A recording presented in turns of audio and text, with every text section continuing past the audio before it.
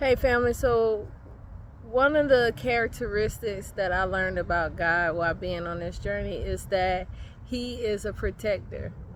You can find this in His Word, and I also have experienced this, in my own life.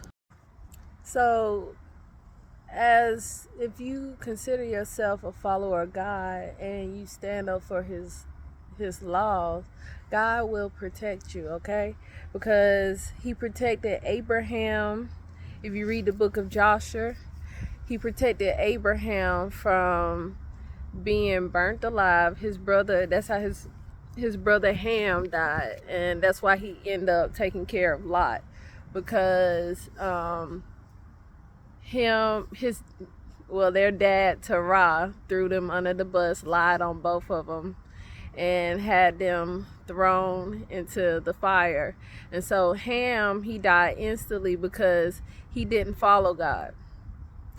But Abraham was saved, and he was in the fire for 3 days before he came out without a burn on his body, okay?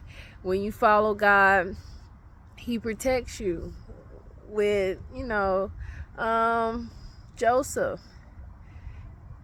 in the book of Joshua, it talks about how God allowed Joseph to go to prison, or to be enslaved, we should say, so that his brothers wouldn't kill him. He told him, I'm going to allow you to be a slave because I can redeem you, but if you dead, I can't redeem you, right? He protected Daniel in the lion's den. Daniel was standing up for what he knew was right for God, continuing his prayer to God. And, the other people that was jealous of him snitched on him, and he got thrown into the lion's den. But God kept those lions' mouths shut so that, no harm would come to Daniel. But the people that snitched on him, the king went through them in the same lion's den, and wasn't no mercy for them. See, it's a pattern. You can find all through scripture that if you're really following God, the creator, God of Israel, right, he will protect you from your enemies, right?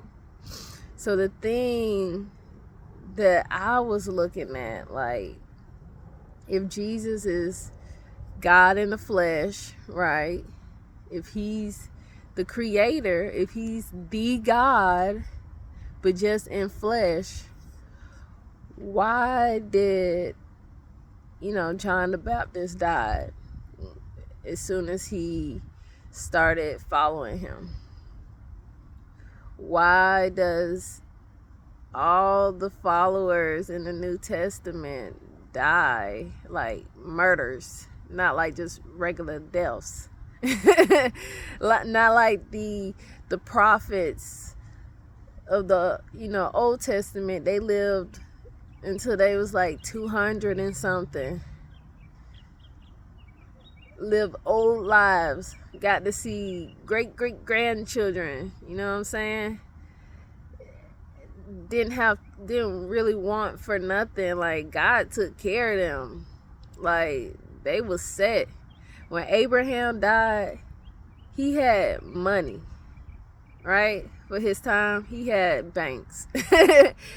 The king had supplied him with stuff twice.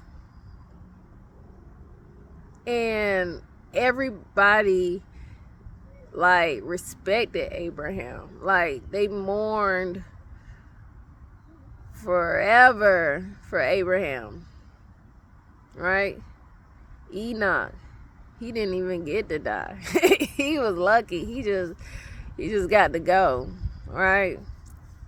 And when he was ruling, he wasn't even officially made a king or whatever, but he ruled everywhere like he was a king. Even kings and priests came and talked to him. They waited on him. You can read that in the book of Enoch. In the book of Joshua too. They waited on him to get confirmation. Even if you read the book of Giants, the giants went to consult with Enoch. Enoch was that dude, okay?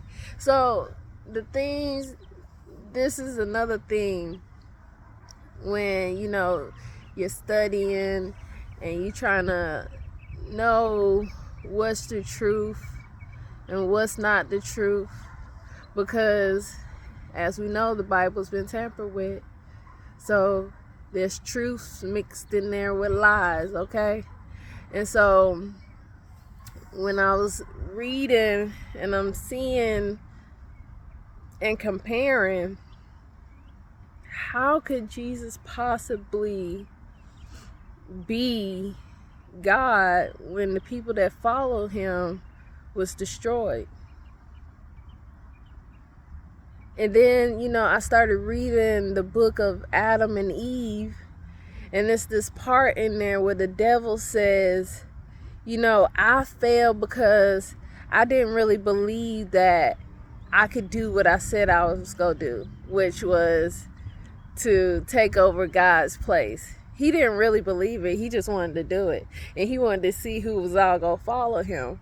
But he said in his own words that he didn't even believe that it was possible.